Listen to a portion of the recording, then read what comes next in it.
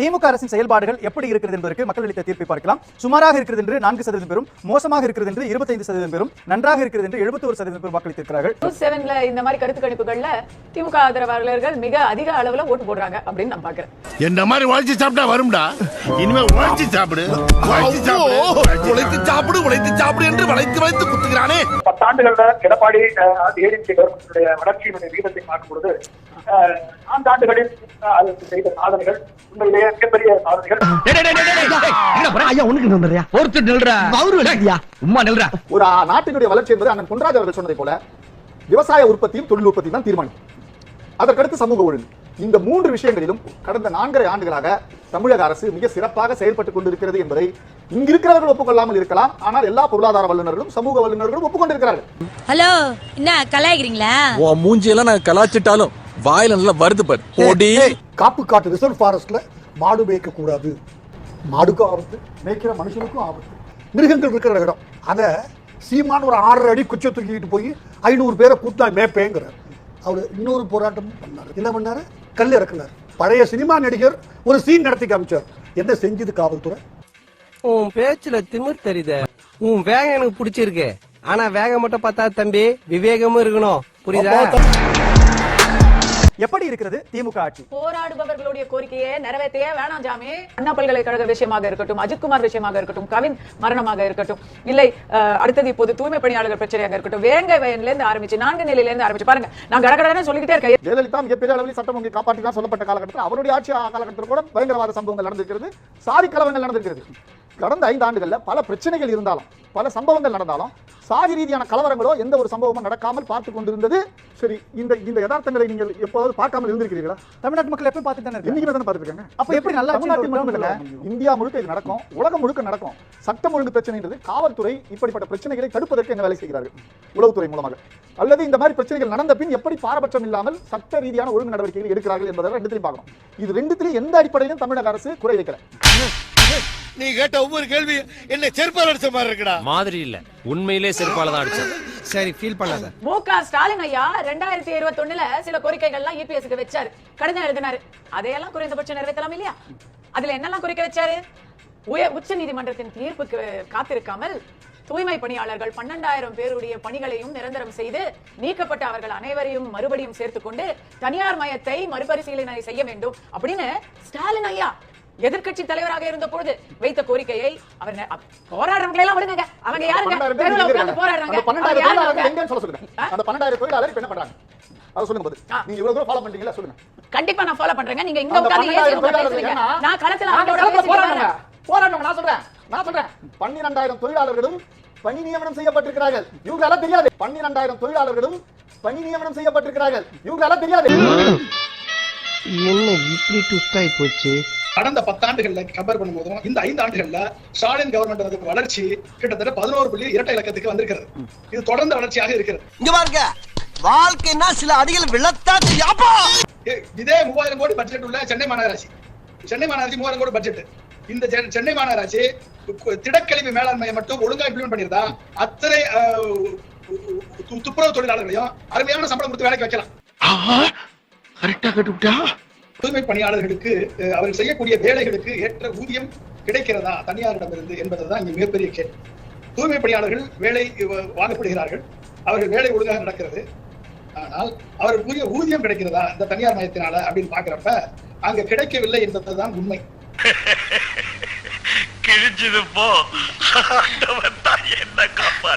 அதனால்தான் தூய்மை பணியாளர்கள் இன்றைக்கு இவ்வளவு போராட்டத்தை முன்னெடுக்க வேண்டிய அவசியம் ஏற்பட்டிருக்கிறது. என்றைக்குமே ஒரு அரசு ஊழியராக ஒருத்தர் மாறிவிட்டால் அவர்களது சேவை மக்களுக்கு எப்படிப்பட்ட சேவையாக இருக்கும் என்பது நாம் கண்டறிந்த உண்மை. அரசு ஊழியர்களிடம் மக்கள் சென்றால் எவ்வளவு மக்களை இலக்காரமாக பார்ப்பார்கள், அந்த சேவையை அவர்கள் ஒழுங்காக தருவதில்லை. ஒரே காரணம் அரசு ஊழியர்கள் என்ற ஒரே அந்தஸ்தை வைத்துக் கொள்ளும். அசிங்கமா கேட்பேன், ரொம்ப பச்சையா இருக்கும். அப்ப இதனால என்ன ஆகுது அப்படின்னா, அந்த அரசு ஊழியருடைய சேவை தரம் குறைகிறது. அதனால அதிகமான பொருள் இழப்பு அரசுக்கு ஏற்படுகிறது. எனவே இதெல்லாம் கண்ட்ரோல் பண்ணணும், மேனேஜ் பண்ணணும், ஒர்க் நல்லா நடக்கணும்ன்றதுக்காக தான் இவங்க பிரைவேடைஸ் பண்றாங்க. சந்தோஷம். அரசாங்க நிறுவனம் ஒழுங்கா வேலை பார்த்துருந்தா ஏன் இபில இவ்வளவு நட்டம் வருது, ஏன் டிரான்ஸ்போர்ட் டிபார்ட்மெண்ட்ல இவ்வளவு நட்டம் வருது, ஏன் மத்த தொழில நட்டம் வருது? ஏண்டா டேய், எனக்குன்னே வருவீங்களாடா ஏன்ட்ட சரசம் பண்றக்கே ஓட்டாப்பே உங்களை பெற்றுறாங்களா? இப்ப திரு பொன்ராஜோட இந்த மதிப்பீடு திமுக அரசாங்கத்தையும் உட்படுத்தியதா அல்லது ஒட்டுமொத்தமான எல்லா அரசாங்கத்தையும் சம்பந்தப்பட்டதா? திமுக ஆட்சியும் இப்போதைக்கு திமுக தான் ஆட்சி, அது திமுக ஆட்சியை உட்படுத்தியதும் அதிமுக ஆட்சிக்கு இது பொருந்தும். இதுக்கு முன்னால ஒரு அவமானப்பட்டதே இல்லையா? மெஷினரி ஒண்ணு இருக்கு. இந்த மெஷினரியை மேனேஜ் பண்றதுக்கு தான் அந்த அரசியல் தலைவர்கள் பதவிக்கு வராங்க. அப்ப பதவிக்கு வரக்கூடியவர்கள் அவர்கள் வந்து இந்த மெஷினரியை எஃபிஷியன்ட்டா ஒர்க் பண்ண வைக்கணும். 75 பப்ளிக் செக்டார் ஆர்கனைசேஷன் இருக்கு தமிழ்நாட்டுல மட்டும். 75 பப்ளிக் செக்டார் ஆர்கனைசேஷன் ஏதாவது வந்து லாபத்துல ஓடி இருக்கான்னு சொல்லுங்க பாப்போம். எல்லாமே ஐஏஎஸ் ஆபீசரால் நிர்வகிக்கப்படக்கூடிய ஆர்கனைசேஷன். எத்தனை லாபத்துல உணர்ந்திருக்காங்க இந்த ஐஏஎஸ் ஆபீசர்ஸ்? அப்ப என்ன ஆகுது அப்படின்னா மறைமுகமாக இவர்கள் தனது சேவையை ஒழுங்கா கொடுக்க முடியல. அப்ப பிரைவேடைசேஷனுக்கு தூண்டுறாங்க. இல்ல எப்படி சிக்கிரிக்கம் பாத்தியாப்பா?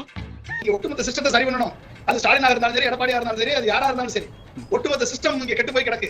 இந்த கொட்ரா உன்னால முடிஞ்ச வரைக்கும் கொட்ரா சிஸ்டத்தை சரி பண்ணாம நீங்க எதையும் பிரச்சனை சால்வ் பண்ண முடியாது. முடியும். Well set. அப்ப முடியும். ஏன் செய்ய முடியல?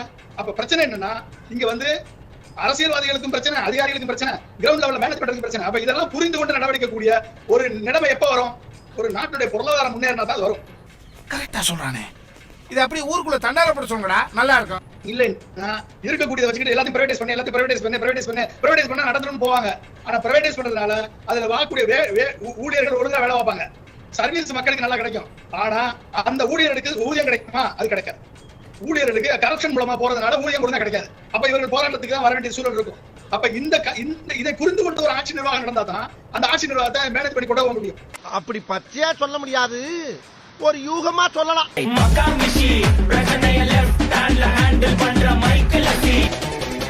வந்துட்டாயா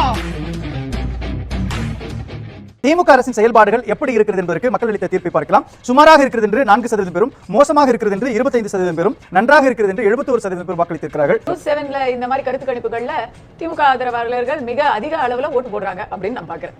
ஏன்னா இது வந்து கண்டிப்பாக கள யதார்த்தத்தை பிரதிபலிக்கும் ஒரு கூற்றே இல்ல.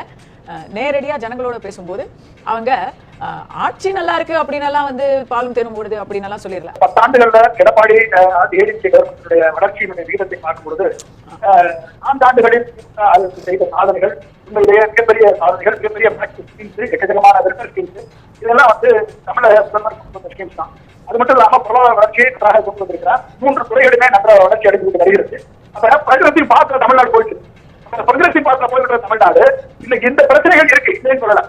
இந்த பிரச்சனைகளை வந்து சரி செய்ய வேண்டிய பொறுப்பு முதல்வருக்கும் இருக்கு. அந்த பிரச்சனைகளை கண்கொண்டு பார்த்து அதுக்கு இன்னோவேட்டிவ் சொல்யூஷனை கண்டுபிடிச்சு அதை சரி பண்ணி கொண்டு வரக்கூடிய வாய்ப்பும் முதல்வருக்கு இருக்கு. அப்ப இந்த வாய்ப்பு வந்து இன்னொரு 5 ஆண்டுகள் ஒரு ஆட்சி முறை நிர்வாகம் பார்த்தா இந்த 10 ஆண்டுகள் தான் ஒரு ஆட்சி நிர்வாகத்துடைய வெளிப்பாடு அப்படி முடியும். 100 ரூபாய் சிலிண்டர் மானியம், பழைய ஓய்வூதிய திட்டம், நீட் தேர்வு ரத்து என்ற வாக்குறுதி, எங்க இதெல்லாம்? எங்களுக்கு ஒரே கையத்தில் நாங்கள் நீட்டை நாங்கள் ரத்து செய்வோம். நீங்க உங்களால என்ன பண்ண முடிஞ்சது? அதாவது சட்டமன்ற மசோதா நிறைவேற்றி அனுப்பியாச்சு, எல்லாம் பண்ணியாச்சு. நீங்க ஒப்புதல் கொடுக்க கொடுக்க மாட்டீங்க. கொடுக்காம கையில வச்சுக்கிட்டு அவன் பாரு அவனால முடியல பாருனா சார் நீங்க இது என்ன மாதிரியான என்ன செய்ய போறீங்க? அவர் சொக்கை பிடிச்சிருவீங்களா? பிடிச்சா என்ன பண்ணுவீங்க? வேணாடா அம்மா என்ன மாலை பிடிச்சறேன். பொறுத்து அடிச்சிருவீங்களா? என்ன பண்ணுவ? வேணா அடிக்கறாங்கடா, அழுத்துல குத்திடுவீங்களா? இருங்க. ஒரு 10க்கு மேற்பட்ட இடங்கள்ல அவங்க சொல்லியிருக்காங்க ஒப்பந்ததாரங்களா இருக்கிறவங்கள ஒப்பந்த பணியாளராக இருக்கிறவங்கள நாங்க வந்து நிரந்தரமாக்கிறதுக்கு பரிசீலிக்கிறோம். இதெல்லாம் வாக்குறுதியில கொடுத்திருக்காங்க. சார் கூட்டணியில இருக்கீங்க, நீங்களாவது பதில். சகோதரி கஸ்தூரி அவர்கள் வந்து பாவம் முடிந்து போன போராட்டங்கள் எல்லாம் மிகவும் கஷ்டப்பட்டு ஞாபகம் வைத்துக் கொண்டு 2 வருடத்துக்கு 3 வருடம் அவராவது ஞாபகம் வச்சிருக்காரு. முடிஞ்சிச்சு.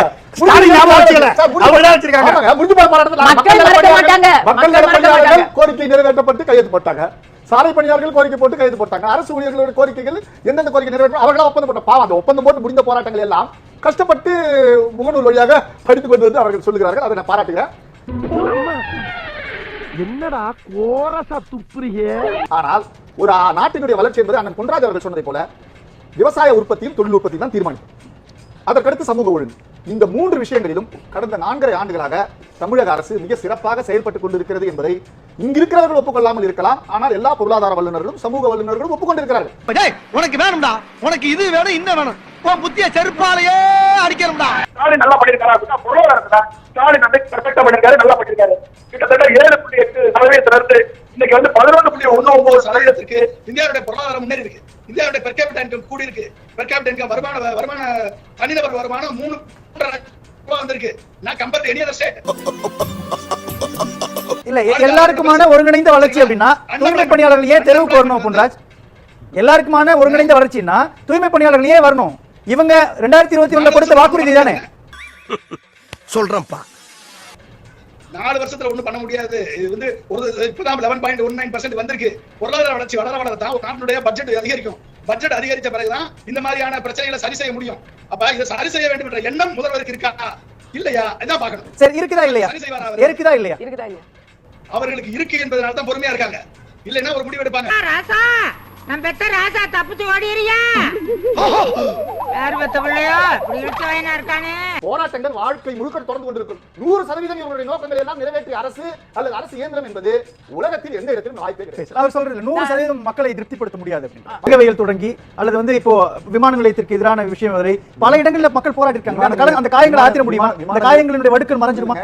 மீனம்பாக்கம் விமான நிலையத்துக்கு நிலம் கையகப்படுத்தும் போதும் போராட்டம் இருந்தது. அதுக்காக வந்து ஒரு இடத்தை கையகப்படுத்தி விமான நிலையம் அமைக்காம இருக்க முடியாது.